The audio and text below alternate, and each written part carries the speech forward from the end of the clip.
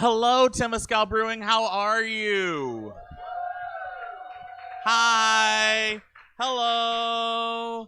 How is everybody? Answer individually. Sounds complicated. Hi. Thank you for being here. I'm Michael Folk. Hello. Everyone, tell me your names.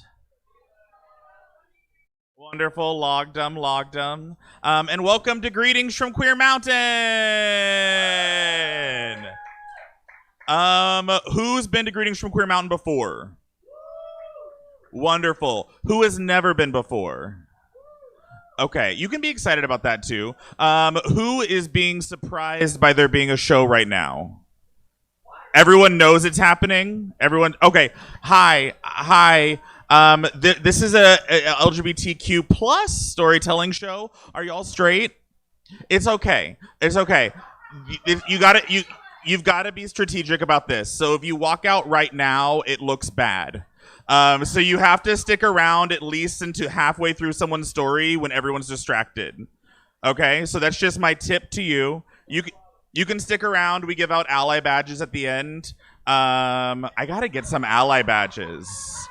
We should really make some. And cookies? Okay, Maxine. It's a lot of work. That we're doing now. Cookies and badges. I know what's going on. We're doing too much work already. So Greetings from Queer Mountain is a fun LGBTQ plus storytelling showcase that's been going on somewhere in this country for 7 years. That's pretty cool, right? I started this show in Austin, Texas 7 years ago, and it's still running there. And then someone took it and started it in New Orleans, and it's been running there for almost 5 years. And then we took it to New York, and it's been running there. And now it's been running in Oakland for like a year and a half, which is pretty cool. That's like a little gay agenda, a little queer agenda. We're coming for your stage time. If you ever want to start a show or you want to talk about starting a show, or you're like, hey, I have a lot of energy and time that I don't want to get paid for, but I want to like organize.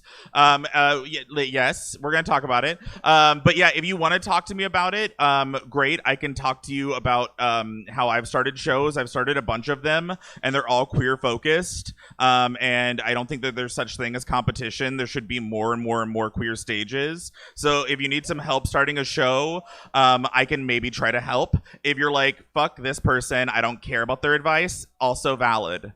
Super valid. You don't have to ask me for advice. I don't have any money, so I'm not doing a lot of things right. So Greetings from Queer Mountain happens every first Tuesday here at Temescal Brewing. Let's hear it for Temescal Brewing. We've got some lights, we've got some fire, we've got some beer, we've got some tacos over here. Please make sure you indulge and get yourself, it's called self-care. I don't know if you've read about it, but self-care, get yourself some tacos. Self-care, get yourself some beer. And just really self-care the fuck out of yourself. Am I doing it right? Okay, cool. So we have a great lineup of writers and storytellers and poets and various other people that are going to be up on this microphone tonight. And every month I give a loose theme for the shenanigans, a loose theme. And the theme for this month was control.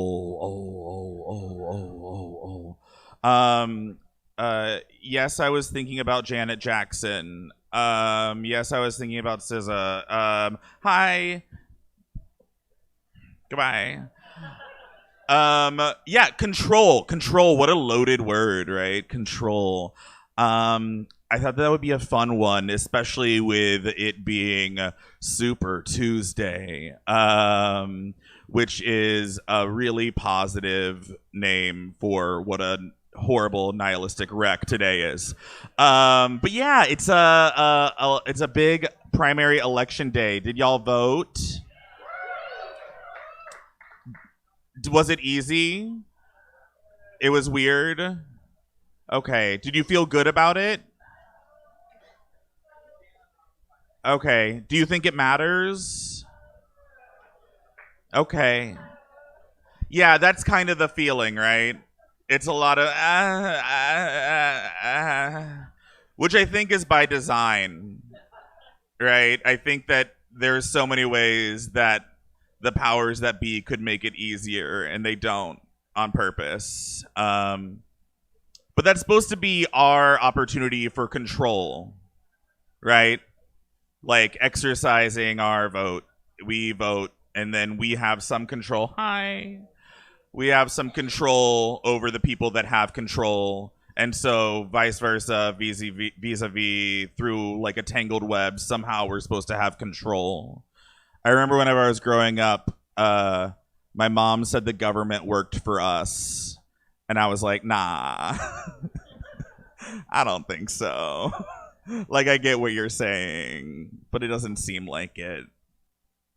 When I was going into school, in middle school, I was very goth. I was listening to a lot of Marilyn Manson. I was really goth. But I was like mall goth. Like, it took me a while to like figure out yeah, moth. I was moth. It took me a while to figure out exactly who I was, and this was definitely like it was like a little deeper than Hot Topic. It was like, but I was like not. I did definitely work at Hot Topic though. But I like got it. And like I had inherited a bunch of my aunt's vinyl albums of like Bajas and The Cure, and I would listen to pornography and be like, "Fuck, The Cure gets it. The Cure really gets it." And I was super, super goth. And I started painting my nails, and I bought some white contacts. Yeah. I bought some white contacts, and it was the first day of 7th grade, and I was like, I'm going to wear the fuck out of these white contacts to 7th grade. And I walked into CD Folks Middle School, which is not quite my last name, but is almost. And I was like, I own this place. And I walked into CD Folks Middle School and promptly got suspended. The powers that be, the people that had control over my life at the moment, said that my contacts were a distraction from people trying to study. That I was gonna keep them away from learning by having my white contacts, and I decided that I was being immensely suppressed, and I was like, I'm not going to stand by this. So I talked to my mom, and I was like, we have to fight. We have to fight CD Folks Middle School. We have to fight the administration because I'm being discriminated against as a proud goth. And so we did. My mom arranged several meetings with the counselors and the principals. My mom, who is not particularly goth per se, but she did have sort of a penchant for like long drapey sweaters and combat boots. So she was just like, I had a hot mom. I had a hot young mom. And it was like a big deal. When I was going to school, like everyone was like, "That's your mom." She had me when she was 22, which I didn't think of as being immensely young. But now I'm 34, and I'm never felt old enough to have a child. And at 22, I for sure got arrested for train hopping. So it's shocking that she kept me alive. But I had a cool, hot young mom, and I think she would feel good about me saying that. But my mom had a way with administrators and teachers. My mom can make you feel very, very small if she needs to. And I've never been the recipient of it, but I've watched her do it to a lot of bartenders. Specifically men. My mom really likes to crush men. And it's great. It's great. It's pretty much my entire like identity is like based off watching my mother belittle men. But my mom went into the principal's office and got very like this is like the Emmy award winning speech in like a school based drama, and she was like, "You cannot tell my son how to express himself," and like got like very like where like the words get really chewy, and she's like doing this thing, and then her lips get real thin, and then they get real wide, and she's looking him in the eye and standing too close. And my mom really gave it to those administrators, and they still said I could not wear the contacts. But I did keep them and wore them on the weekends, which led directly into me getting my job at Hot Topic in the Highland Mall. Yeah, let's hear from my hot young mom. No, I think I always wanted to think I had some tiny bit of control over my life, and that was normally expressed through contacts and hair color, which seems small scale, but felt very large to me as a child. And I think now as an adult, I worry that I make very few bold choices about how I control my life. I feel like I've become quite rule abiding, and I'm just sort of like, well, the rules are there for a reason a lot of the time. And I think that that's an unfortunate part of growing up, is that you really get kind of smushed down and taught how to walk in a line and go from point A to point B, because that's where they tell you that you can be. And so I was just thinking about that when it came to this theme, and that made me think of my mom and white contacts. So if you all reach underneath your benches, there's a pair of white contacts for each one of you. I wish. I wish. We have a great lineup for y'all tonight. How are y'all feeling?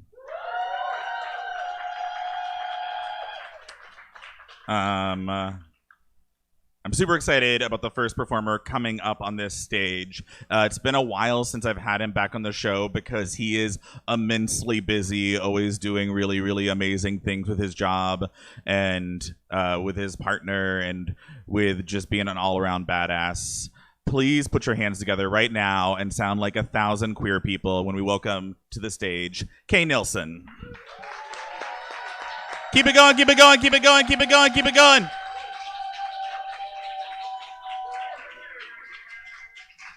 Hey. How's it going, everybody? I'm sorry that I was late to the stage. I was pouring myself more rosé Pilsner. If you're wondering if this is a gay reading.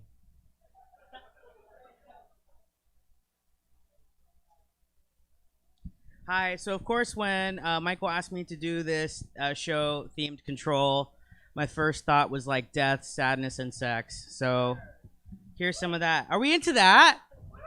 Yeah. My God. All right. So I think I'm going to start with 2 short prayers. Are we okay with that? Oh, man. This is also coming from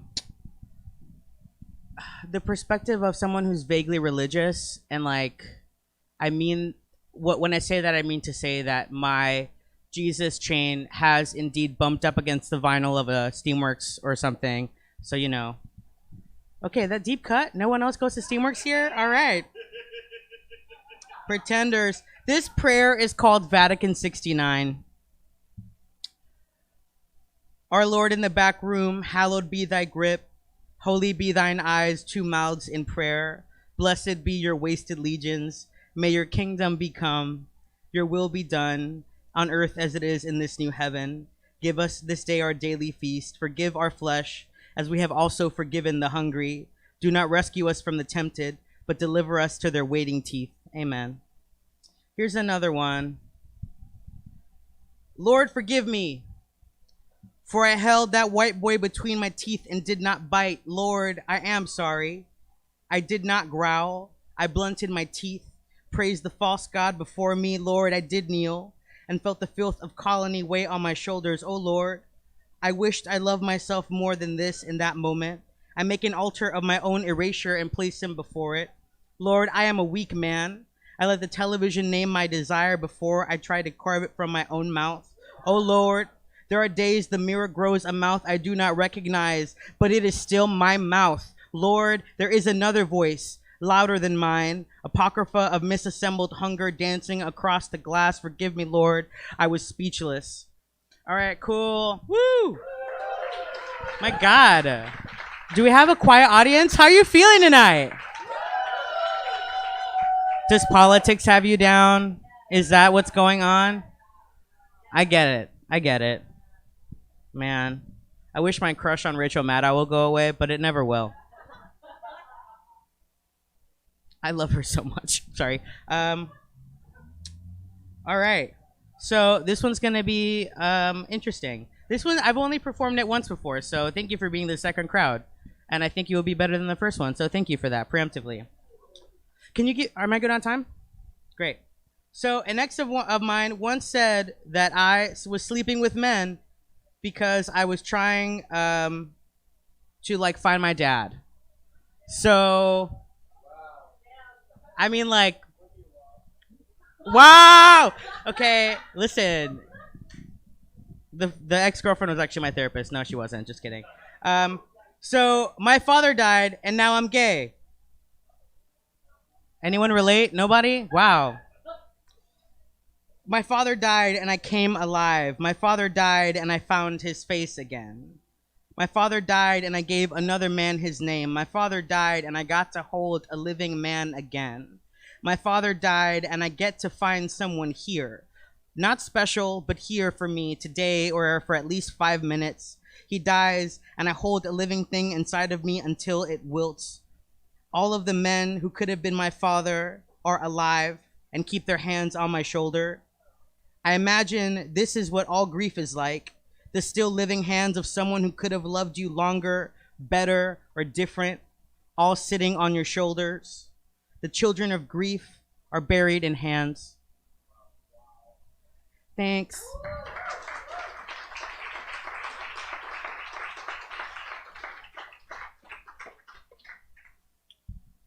Cool. I'm gonna do one more. How much time do I have? I'm good for one more or two more? Two more? Okay. Thanks. Do we like bathhouse poetry, or should I find something a little bit more relatable for most people? I feel like that's all I have. Okay, there's like this whole section of the room is like, I don't know. It's Super Tuesday. I'm sad. Or maybe I'll do a it's okay. I'm just gonna do sad poems about sex. This poem is about poppers. Yeah. Is anyone here really big into Rush? Do we have some Jungle Juice Platinum bitches in the house? Anybody? One person in the back, and that's my boyfriend. I know his brand. So it comes by the ounce. Poppers.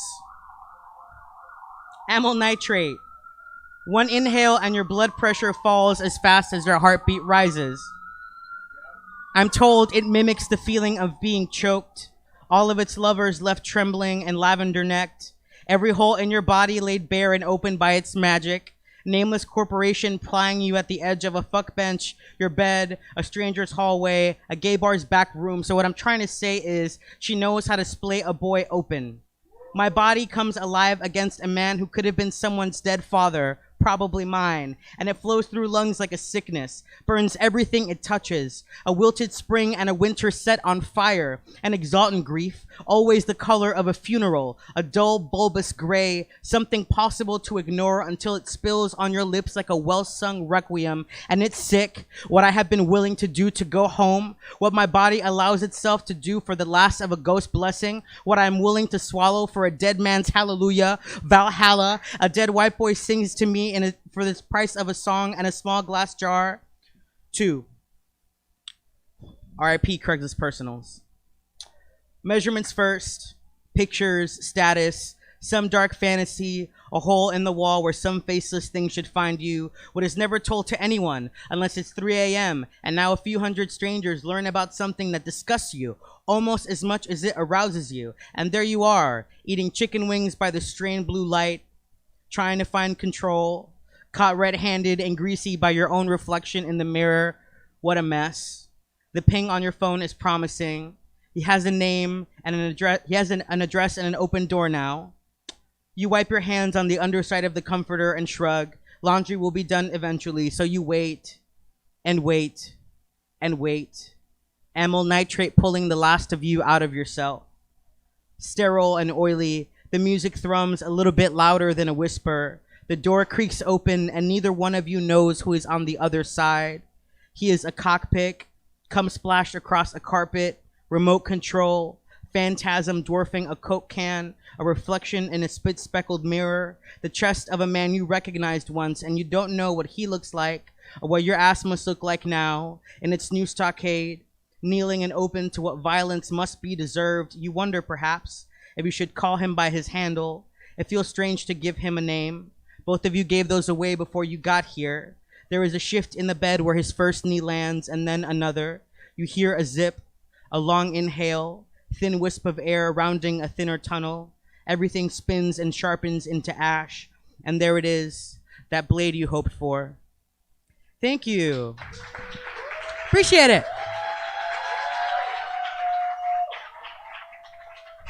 Keep it going for Kay Nelson. Thank you for reading, Kay. How's everyone doing? We good? We're all ready to go to Steamworks? Wonderful. If you're just joining us, drama update. This is Greetings from Queer Mountain. It's an LGBTQ plus storytelling showcase. Stuff's gonna get very gay and quite explicit, okay? Just for the new table that joined us.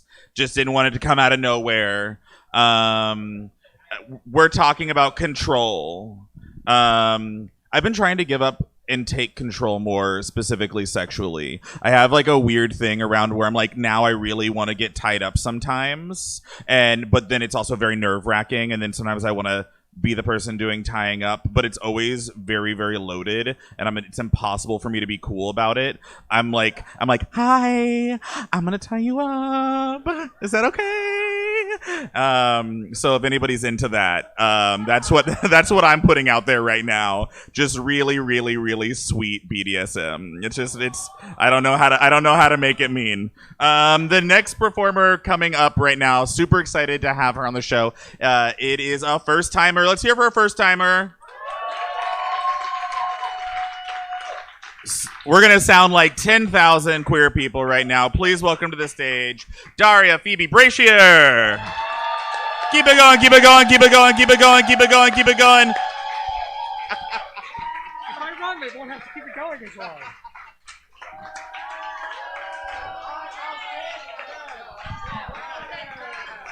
So if I run, you won't have to keep it going as long.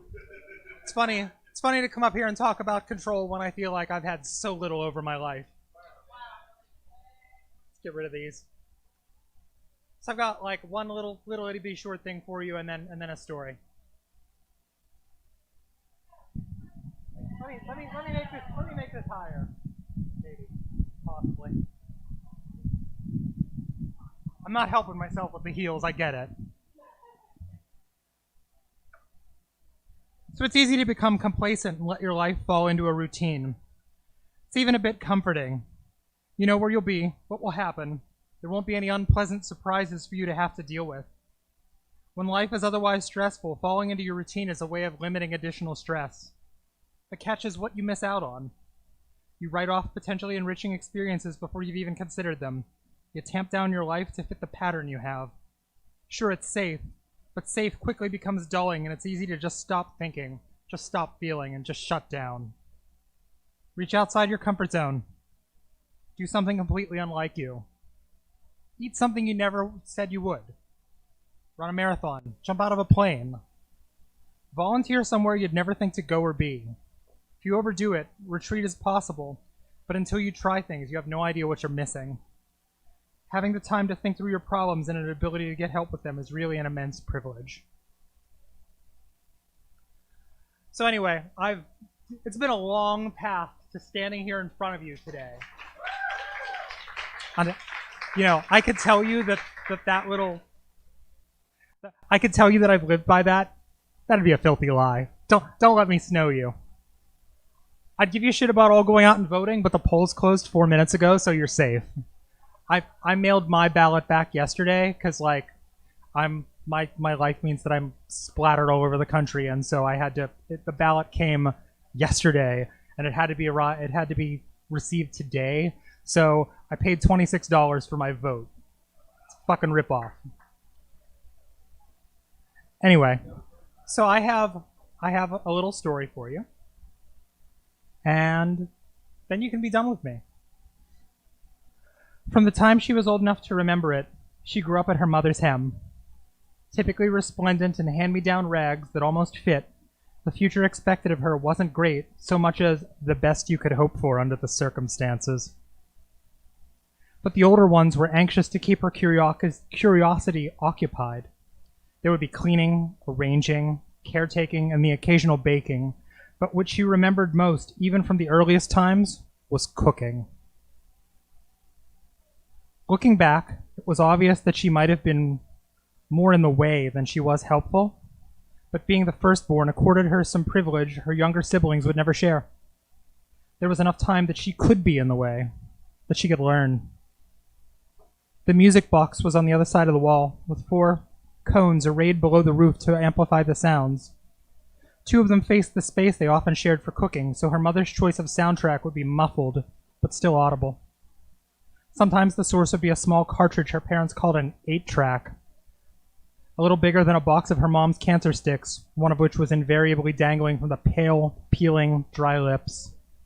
More often, though, were the stack of hard plastic discs in the fold-out player, whose thin needle translated a tiny trail into sounds. One was hers, with songs she recognized from the moving picture machine they had. The rest, though, were different. The labels had names she eventually learned, many of which seemed to bear no resemblance to what was on them. Who were these performing insects? None of the bugs she knew could even write. As the day wore on, the arm cantilevered out over the spring-loaded platform dropped them, one at a time, until finally, the silence barely punctuated by an occasional hiss or pop, signaled the need to flip the stack and listen to the same voices in the opposite order. If her crinkly little ears let her hear this, the piped instrument she'd been gifted at birth to play, like all the other members of her species, garnered her the chance to recreate what she heard. Much like everything else a young one learns, the repetition offered her increasing mastery of the music. Sometimes she could even accompany it as her mother did. But knowing how to mimic the words of the grown-ups didn't always mean she understood, and occasionally the sound she made seemed nonsensical to those around her. However untrained she was, and make no mistake, training was right out for someone of her status. It didn't stop her from getting better at matching what she was hearing with her little instrument. Before too long, though, someone as old as time came upon her. Jealous of what he heard, as he always was, he waited and plotted. She wasn't the first one whose sweet song set him on edge, and she wouldn't be the last, but he couldn't let her get away with it. His first attempt to render her instrument useless to her, so she might discard it, he planted in her ears something which would make it so she couldn't hear, then or ever. She won't notice when I take it if she can't hear anything to mimic. Pained from what was suddenly growing inside her, she turned redder and redder until finally her mother brought her a potion from the local apothecary that promised to fix her up. Indeed, its repeated application slowly returned her to normal. His plan had failed. He tried again, in his desperation now trying to steal outright what he could not cause to be discarded. Grasping her small neck, he tried as she slept each night to wrench the tube free so he could have it. But while he couldn't pry it loose without her stirring, each day its response became a little less predictable, less familiar to her. Finding her unresisting to his attempts, he got more brazen, trying harder and harder until finally he ripped it free. She awoke to find she could only make unfamiliar sounds with what he left in its place. Ashamed, she fell silent, hid, and wept. No more could she follow her mother around and make such joyful noises. No matter, she told herself consolingly. The needs of the smaller children meant her mother had no such time for frivolity anymore. There was always other work that needed to be done. Maybe her instrument had been taken from her because she was supposed to be done with it, she reasoned. What do you do when something you love is taken from you? How do you disentangle your identity from the things you can no longer have, be, or do? Her species used noises to communicate their needs and wants among its cliques. So quietly she set about learning how to make sounds again. However, finding herself bereft of the things that made her her, she floated on listlessly, using the power to make an increasingly distressed racket at all those nearby. The din chased most of them away, only increasing her distress. The others penned her in, leaving her isolated with only her sorrows. Alone, limitless time offered periods of focus. The many wounds she bore from her time by herself had transmuted her, the scars allowing her to pass as someone else, someone who had not chased all the others away, and she mustered an escape. With much work, she found something inside her that allowed her to once again connect with those around her. At last untethered, she wandered in hopes of eventually finding her stolen instrument. Her muted aerophone had a sound that blended in with so many around her. It meant that she stood out not at all and could move unseen and unnoticed wherever she wanted. The invisibility afforded her something else, though. She could interact without arousing suspicion. So she did. She got good at it, even. Eventually, the creatures around her opened up, and she learned they all hurt too. But what she didn't expect, what she hadn't been privy to before, was a revelation that gave her hope where previously there was none. She was not alone. Anyway, thank you.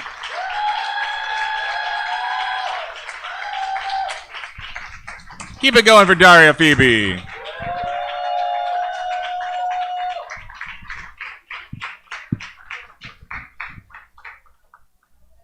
I love having new folks on the show. Please, please, please, if you have any interest in speaking on Queer Mountain, I always have these sort of Google forms available online that say what the upcoming themes are going to be, so you can see them and be like, put your email in and be like, maybe I want to speak about this thing, or maybe this turns me on, or maybe this is exciting, and you can fill those out, and then I reach out to you, and then a lot of the time you say, oh, I'm actually not available, and that's okay. But just it's cool to have more new people on.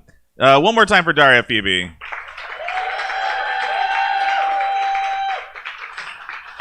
The next speaker coming up to the stage is an awesome poet. Super, super excited to have them back on the show. Please put your hands together and sound like 10,000 queer people right now for Javi Hernandez.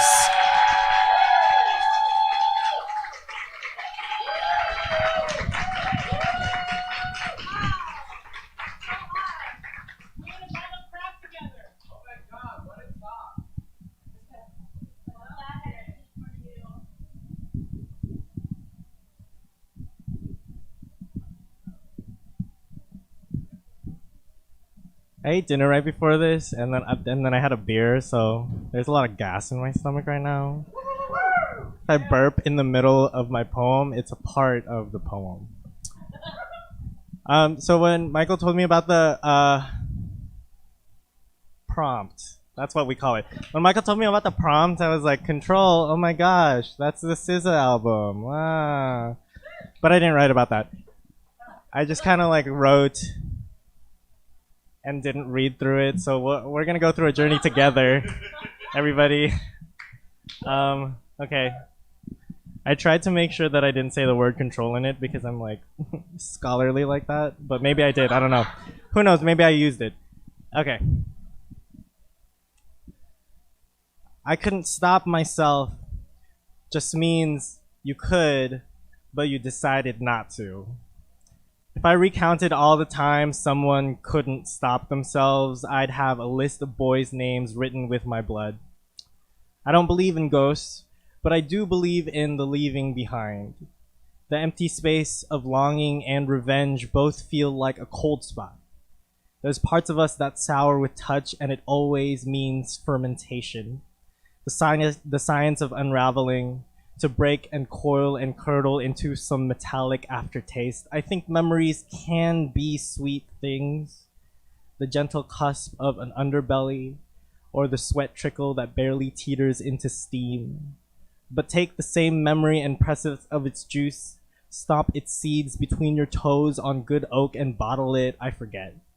Do we turn what we choose not to remember into wine, or does it not rot as gracefully? What are we if not always trying to hold on to what we cannot? I used to believe if I wasn't thinking of my grandmother, then she ceased to exist. Some void behind me always following the moment my eyes pulled other focus.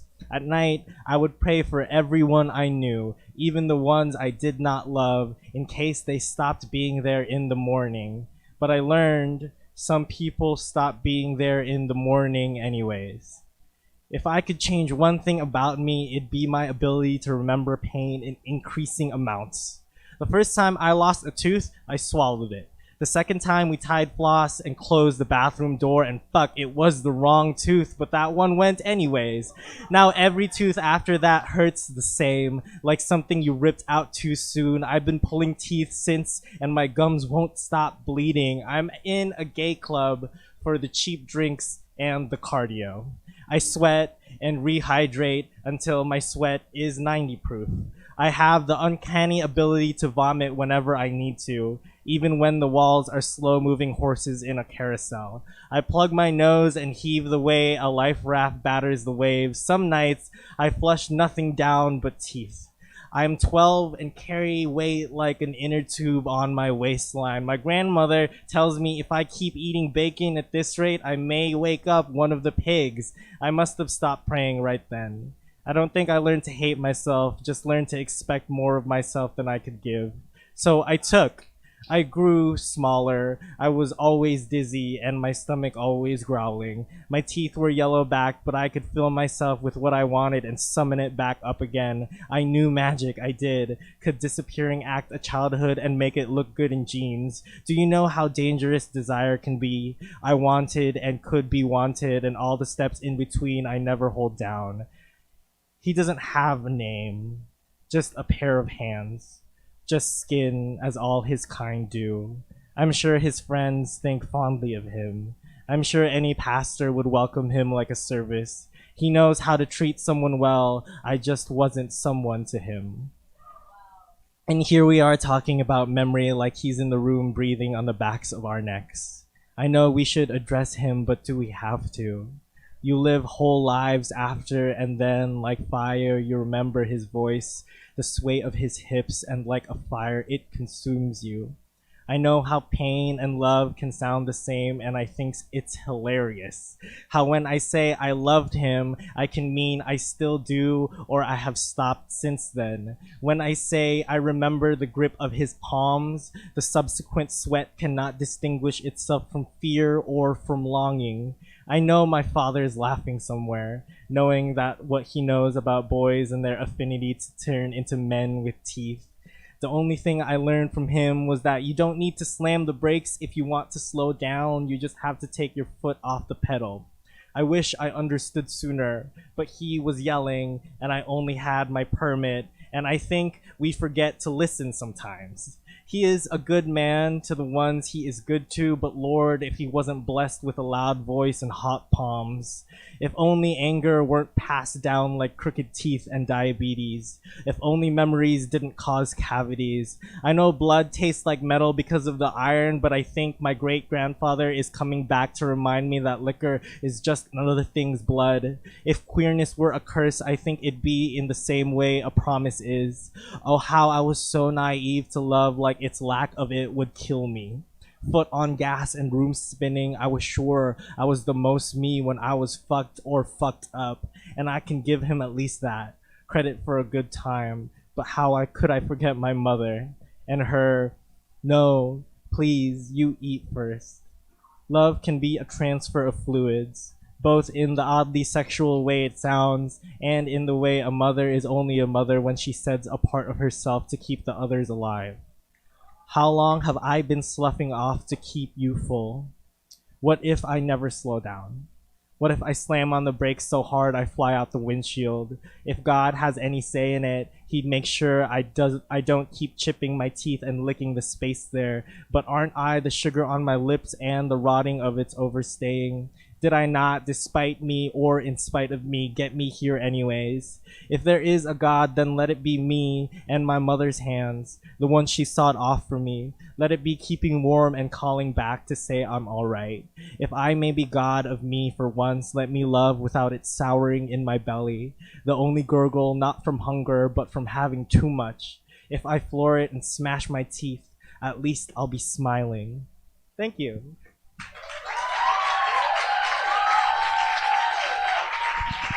Keep it going for Javi. Thank you so much. So if you probably noticed the show goes all over the place. It kind of started out as being a storytelling show, and then it became a storytelling show that had like a lot of comedy, and then it became a storytelling show that had a lot of poetry, and then it became a storytelling show that also had fiction. So it's kind of every multidisciplinary kind of show. So if you have something you want to share up here at some point in the future, please know that this is also a space for you. Don't feel like you can't come out for that. Cool. Sweet. So we've got 2 more performers coming up. How y'all doing? Sweet. Can y'all do something for me real quick? We're just gonna do like a little energy exercise. Y'all know studio audiences? All right, so real quick, can y'all give me a reaction, like a studio audience, like the couple in the sitcom that you've been waiting for to kiss the whole time, they finally kissed. And you're going to... All right, great. Good job. Okay, we're going to do another one real quick. So the, like, adorable Moppet that always comes on to, like, kind of give some, like, sort of, like, sweet and endearing comedic relief. They just said something, like, earnestly kind of deep and sweet. So a little Moppet, like an Olsen twin. And they just said, like, I love you. Go. Great. Killing it. Okay, someone just said something super sassy. Interesting. Y'all had different reactions to that. Can we do sassy one more time? Like, some people are turned on, and some people are a little upset. And some people like disagreed with the sassiness. It was all over the place. Okay, well, y'all are a great studio audience. So now we're just gonna cheer for this next performer when they come up. Also, it is her first time on the show. All right, so let's hear for first timers. But it is not her first time performing. She's performing all over the city constantly. I constantly hear people talking about how excited they are about her comedy, and I'm super excited to have her on the show. Please put your hands together right now for Dylan Mckeever. Keep it going. Thank you.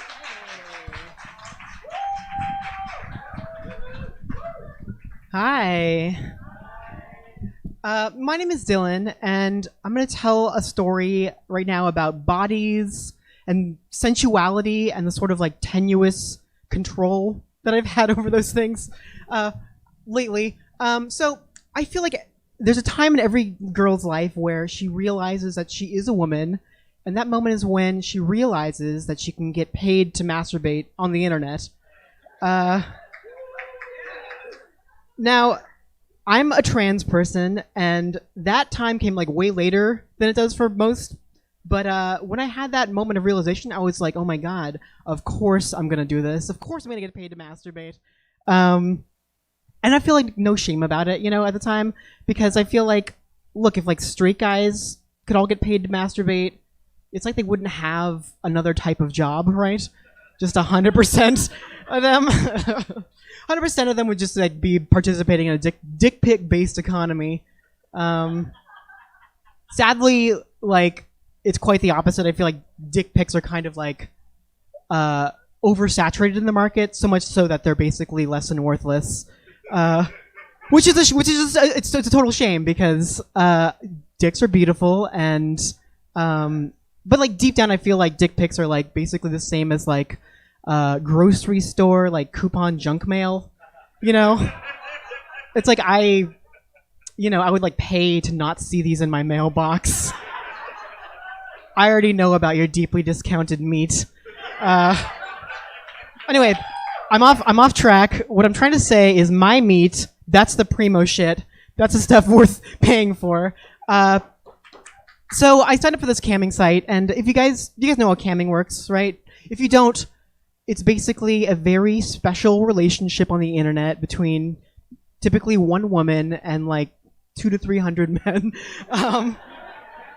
There's a chat room, and basically the way it works is people like tip you to like strip and perform sex acts. We're familiar, right? It's a young crowd. So I sign up, and what happens next? The first thing I notice is sort of like I can see a video of myself reflected back, and like pretty quickly I like realize like if I hit certain angles and like a certain position, like I look like hot as hell. And I realize my position is basically on all fours with my like tits in the front, my like ass up in the air, kind of like I've lost my glasses in like a shallow pool, and I'm like, kind of like a sexy Velma. I'm like, where are they? God, I don't know. And at the same time, I didn't feel comfortable like putting my face out there at first, so I'm sort of like keeping my head like above, out of frame. So it's a very weird position. And pretty quickly, as people are starting to move into the chat room, they're like, "Hey, like, where's your face? Like, we want to see your face." And one guy in all caps just types, "Show us your face. Like, show us your face. Like, how can you make love without a face?" Which sounds really like French to me, you know? Sort of like, but without a face, how can you make love, mon chéri? It is impossible. Bah. But anyway, he has an interesting point though, because I'm used to like men, like straight men, talking about like, are you a tits guy? Are you an ass guy? Like, what kind of guy are you?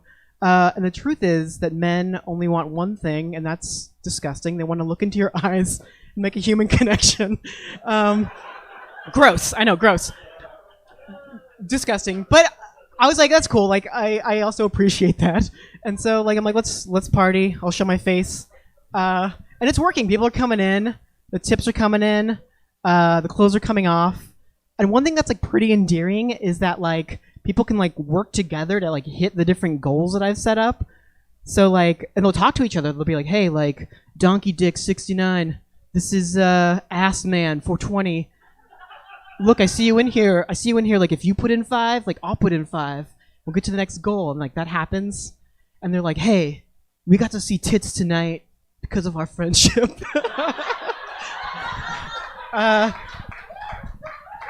anyway, now, like, I do a lot of stand-up, and I kind of have this, like, I project this air of just, like, unassailable confidence, which makes for a fun show. But, like, the truth is, like, when I transitioned, I, like, just absorbed all of, like, woman world, like, pressure on, like, your body and, like, being just, like, super critical of it all the time. And I basically, like, have this idea of, like, who could even love this, like, little bean body? I don't know. But like when I'm in the chat room, I'm getting so many compliments, and I'm in this like controlled environment where I like feel a lot of just sort of like I feel a lot of like ownership and like confidence and like just like control over like my body and sensuality in a way that feels like very affirming, because everyone in the chat room is like positive, and they're like, I'm like, oh, I usually feel like like unsure about this part of my body, but everyone's like, I love it. It's great. And that's where it stops. Because basically, I get to the goal that I set where I need to come for people on stage or on camera. And I'm having some trouble, like, once I hit that goal, because I'm basically looking at an image of myself. I don't know if you guys have ever masturbated to your own image, but it's like, surreal. I don't know, maybe you're like an Aquarius or something. Or any of the air signs, but I'm an earth sign. And I need a little like something to help me. So I'm like, okay, like maybe I can like covertly pull up some porn in like another tab. And so I do that, and like I'm back on track. But like as soon as I start watching, since this is America and the internet is terrible, my streaming connection to my camming channel just like shoot like drops, and everyone starts like yelling like, "Hey, like what the fuck? 7 frames per second, like." Get out! Like what the fuck? I'm like I'm out of here, and I'm like, okay, like fine, I'll close the porn. I'm back, and like I don't need porn. I'm an independent woman. I can do this myself. Just gotta focus in. I don't need any assistance, and I don't want to say I'm like Michael Jordan in Game 5 when he played with the flu and won it for the Bulls. Sports reference, not good, but I'm kind of like Jordan in Game 5 when he played with the flu and won it for the Bulls. Okay, look, I'm focused. I'm determined. I'm like working in less than ideal circumstances, but I'm like gonna get there for my team, And I could tell it's working. I could tell it's working because like the chat like in the chat room just like drops because everyone's like occupied, you know?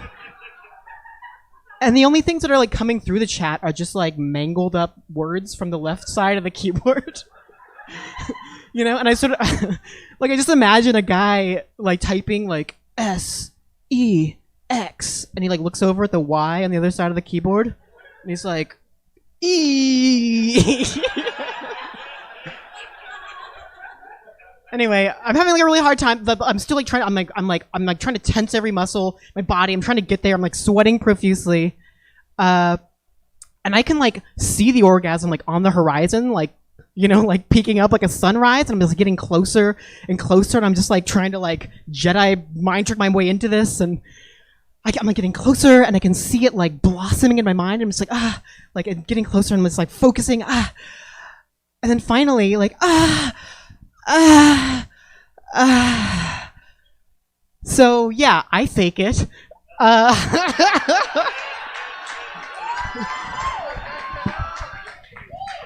look, I had never faked an orgasm before, and like I didn't even understand like why people faked orgasm. Like why would a woman fake an orgasm? I don't get it.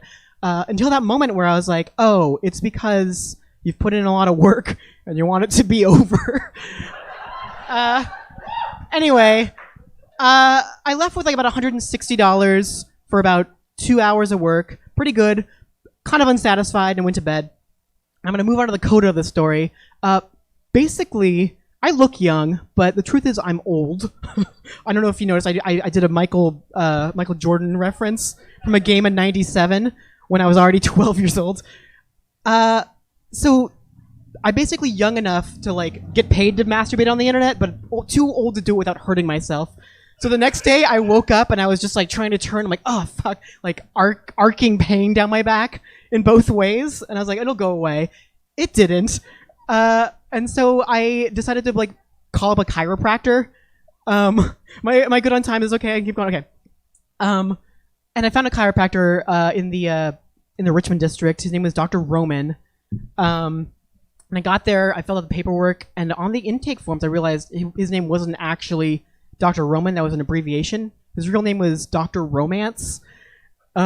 First name. So this is all true. I was seeing Dr. Romance for my sex injury. Anyway, I get into the office, and then he's like, how did you hurt your back? And I said, like, you know, like I was on, oh, the dog's okay? I don't know. Okay. I'm gonna wrap up soon. So he's like, how did you hurt your back? And I was like, you know, I was on all fours for an extended period of time, like gardening, I guess. And he was like, yes, very common, very common. And so we did some like warm ups, and like he did some like massaging and like sort of moving around, like seeing where the pain was. And then he was like, all right, like he had me like sitting upright on a table, and he's like, all right, you're gonna like hug yourself, and then I'm gonna hug you. We're both gonna like recline back, and then I'm gonna push into you. And I'm like, okay. At this point, I'm like, is chiropractic real? I don't know. Like, it seems like a pseudoscience sort of. Anyway, so I'm like, whatever. And so we like both lean back, and he like pushes his weight down into me, and my back makes this sound that sounds like a game of Scrabble being thrown down a flight of stairs. It sounds like someone like just like twisting the last droplets of water out of like a Kirkland signature water bottle. It's like so thorough. Like, and it starts from like the back of my head down to like my perineum. And it's so intense that I basically just like come on the table. Not true. Okay, that part's not true.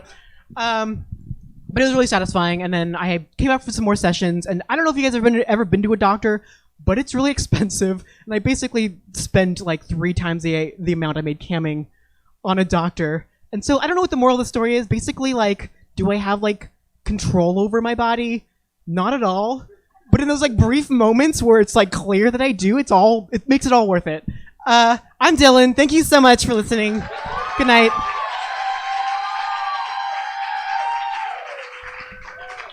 Keep it going for Dylan Mckeever.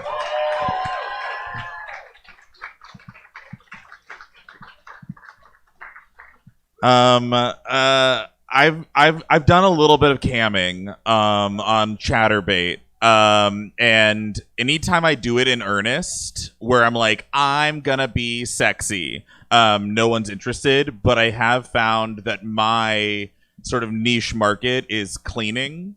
So every once in a while, when I need to be affirmed, I'll do the dishes naked on Chatterbait, and there's a huge market of people that are into that. And that also makes doing the dishes a little bit better. So you got to get out of your own way. Get on Chatterbait. Get on Chatterbait. Just don't hurt yourself. Just do your dishes naked. We have one last speaker, and before that speaker comes up, I'm actually going to take this. This might look like a piece of a broken trash can. It is, but right now it's going to double into our tip broken piece of a trash can. That's right. You can put tips in here, and it goes to all the performers tonight. So it's going to pay for chiropracting. Yeah, it's going to go to that. Perhaps it's going to go to pay for voter stuff to go out in the mail. Maybe it's going to buy some churches or some more beer. So I'm going to pass this over this way. I'm going to hand it to Damani.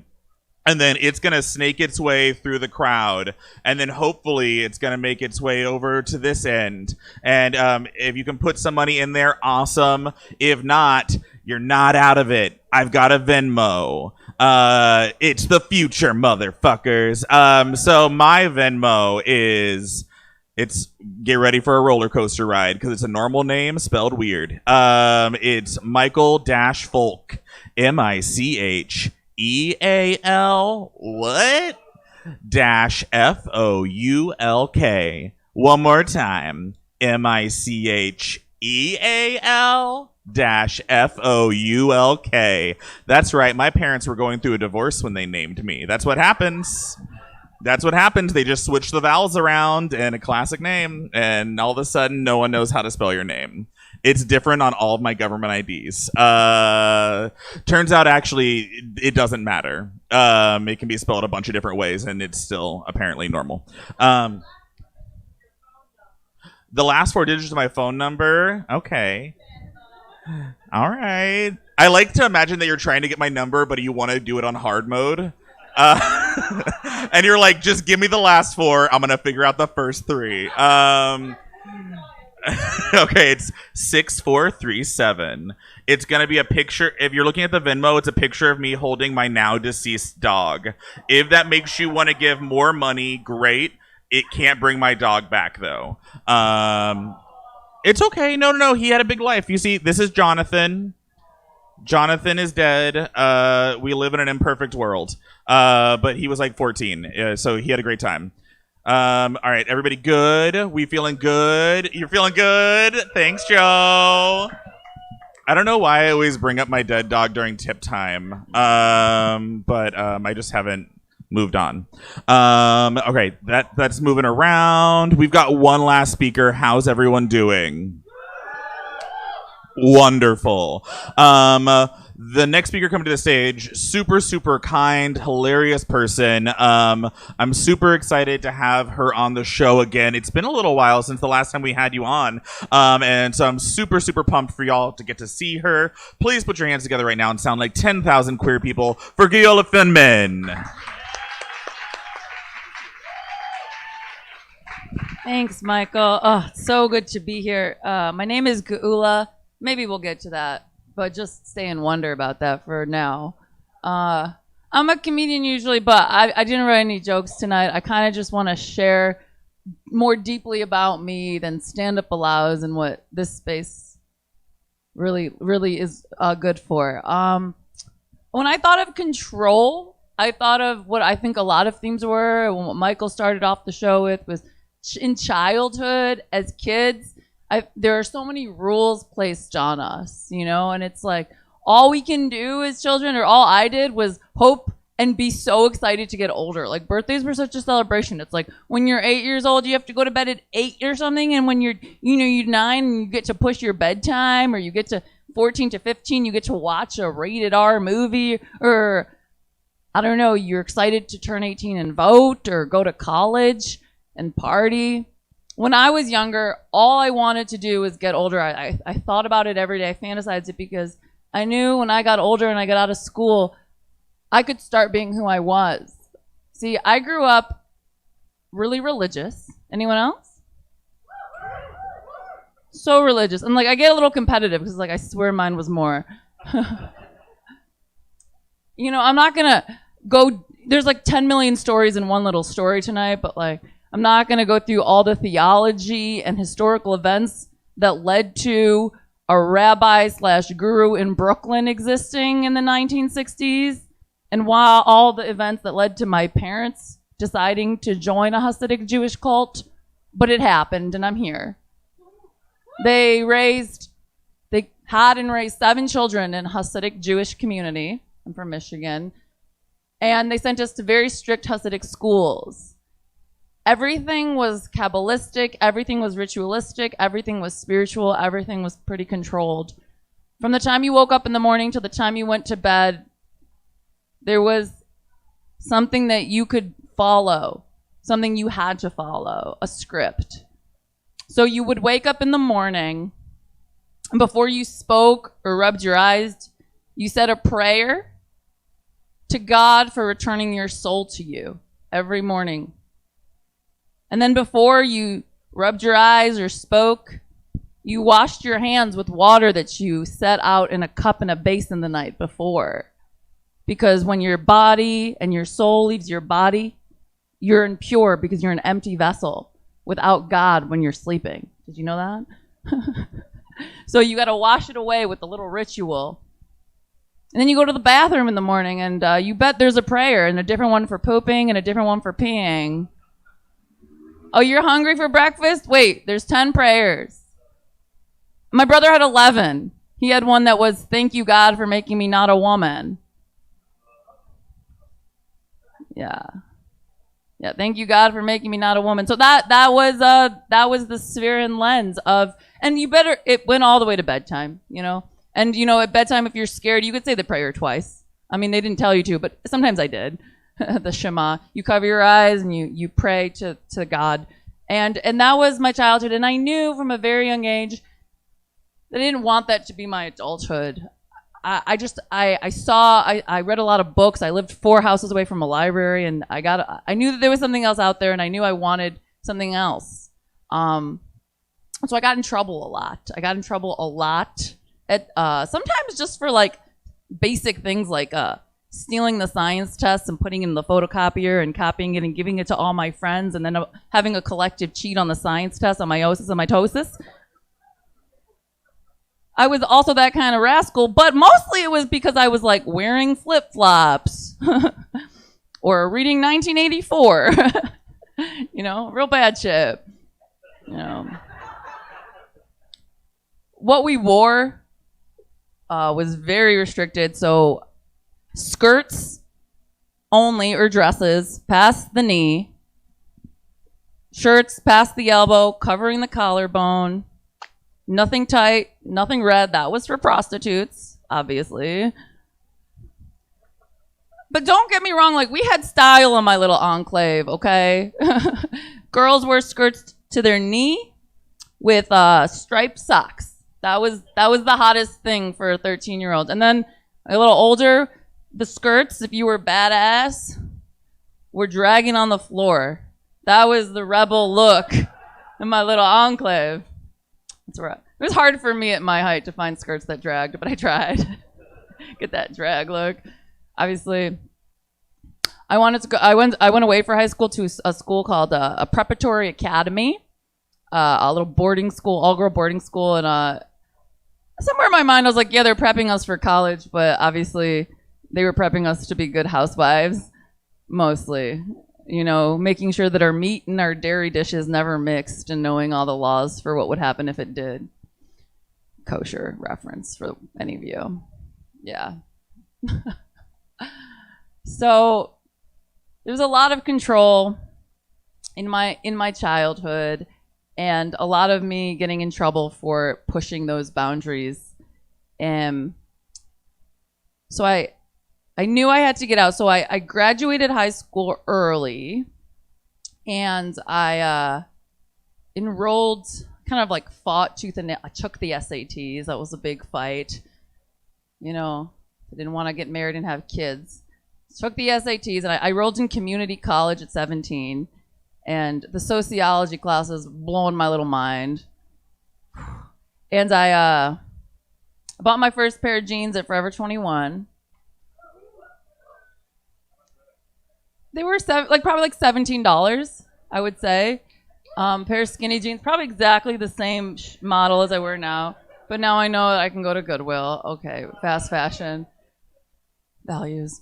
And walking in my neighborhood in a pair of jeans was the most insane feeling. Like hot face, like heart racing, cars slowing down and looking at me, my parents getting phone calls. Like, it was not a light move. It was like not like walking around naked. It was like walking around in a giant clown suit that made noise. Like, it was a bold ass move. And so I did community college for a while, but obviously like staying in the community was pretty toxic. So I did a gap year where I traveled abroad. I met people, was finding myself.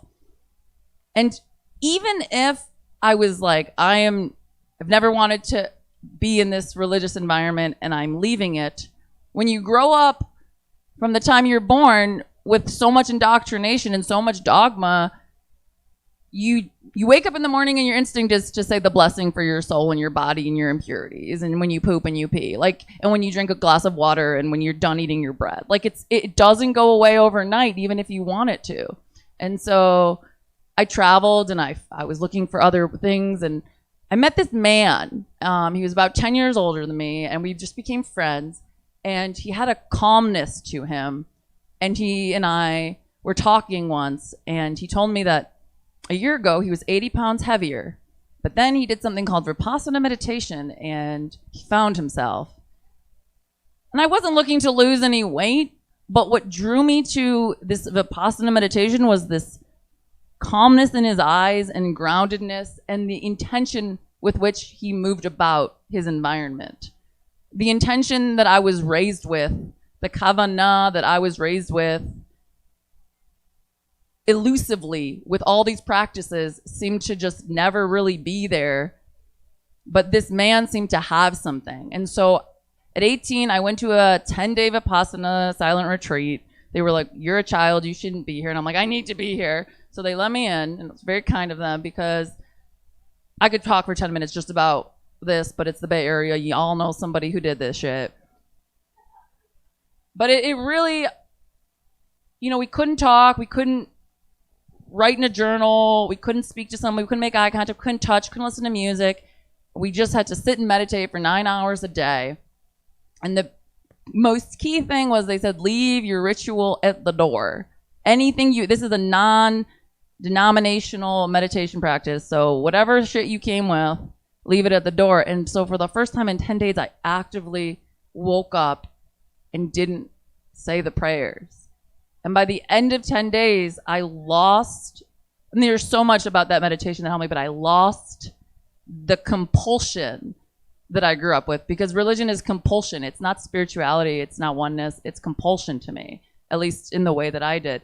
And obviously, like, once I did the Vipassana, like, they were all like, come back, do it again. And I'm like, I left one cult. I'm not about to join another one. But I like you guys. But I'm going to tap into like a million other spiritual communities. But I promised myself, like, I was never going to go all in. Like, I'll stay skeptical, stay an individual.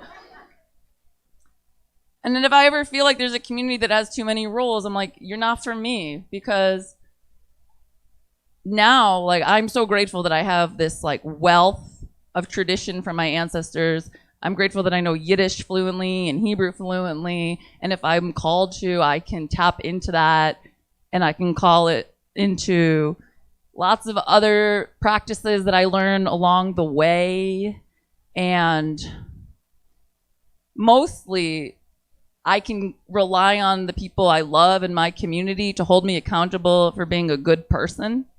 And, that Like, hell is everybody in your life hating you, and love is everybody in your life supporting you. And like that's where my actions and my reactions start and end. And I feel like I'm still on a journey, and every year that I get older, I'm still excited to celebrate sort of the wisdom and the collective wisdom that I am coming up with the people around me. This part's a little rambling. I wanted a cute little button on this story, but I just gave you my entire life.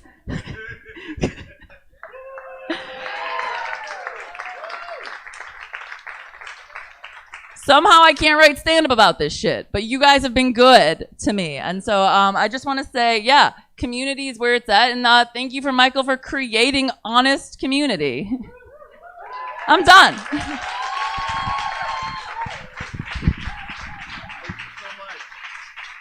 Keep it going for Gula.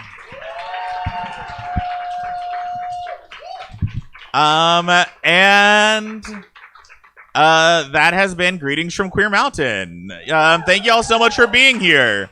A really wonderful thing that happens with this show as of the past couple months is a community of folks come out and live stream the show to the internet, and it's part of a collective of shows including multiple slams around the Bay Area. So Arvind and Damani and Tino and Maxine are all out here. They set up the lights and get everything good to go. So this show we essentially did in the dark before, which is evocative in its own way. But now you can, look at us in the eyes and make that disgusting human connection that Dylan was talking about. So let's hear it for them, all those folks coming out and moving us up to the next level. Oh, yeah.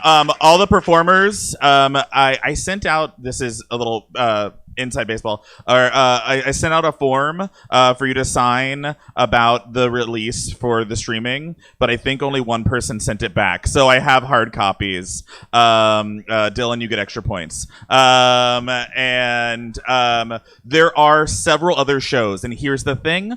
I have a postcard with those on them, and I set it on my coffee table to remind myself to bring it so I would know the dates of all those shows. Someone from the collective, do one of y'all know the dates and times? Could you do it, Tino? Because I will just tell people wrong information. And let's hear for Tino coming up right now. Give it up for Michael and everyone who's read tonight. It's really amazing. Such a great show, y'all. So what's up? My name is Tino. I am one of the people who work through the Berkeley Poetry Slam. You can catch us every Wednesday at the Starry Plow. That's over there off Shattuck and Prince, down that street that way. So just take this street, go all the way down. You'll find this on your right side. Every third Tuesday of the month is the Oakland Poetry Slam off Lucas, off West Grand and Broadway. Show starts at 8:30. We also live stream that show too as well. Every first and third Saturday is the Rich Oak Alchemy open mic at the Allen Bluford Center for Justice. Starts at 8:30 as well. Every second Sunday, so this Sunday is the San Jose Poetry Slam at the Caravan Lounge. I don't expect any of y'all to remember these, so if y'all want to find us on Facebook via the Berkeley Poetry Slam, all these events will be posted on there on the live stream. If you want to follow us more, see some more amazing poetry, go to youtube.com and type in Bay Poets Unite. Say it with me, Bay Poets Unite, and go in there, subscribe. You'll see some more dope poetry. You'll catch some more of our amazing live streams. If you want to see more poetry, this is kind of the place for you to come check out, because we do a lot of more amazing shows. And then, oh yeah, I forget when the Bridge does their thing. The Bridge is like a show that does between comedy and poetry and everything, but recently just did a show on there. Check that out. The live stream for The Bridge is on there. It's a super funny show, really great. If y'all like poetry and comedy, that's what y'all want to check out. So Bay Poets Unite on YouTube. That's all I have. If you have any more questions, I'll be sitting over here. I'm not sure if I have flyers, but come bug me. I'm cute and I like to drink. Thank you. At some point, I will learn all of that information and be able to put it out there. So this has been Greetings from Queer Mountain. We are here the first Tuesday of every month. We will be back on April 7th.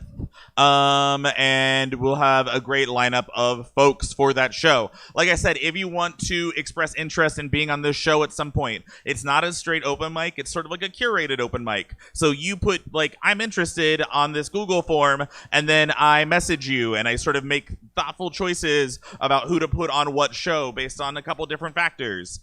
So please let me know and I can send that to you. Find me online. You all know how to spell my stupid name now. So you should be able to find me on Instagram and Facebook and all of those things. It's MICHEALFOULK. Let's hear it one more time for Temescal Brewing. One more time for all the performers you saw tonight. Thank you so much for being here and being alive. You're all doing a great job. I'm very proud of you, and have a good night. Oh, and go buy some more drinks and tip like you owe them something, because you do.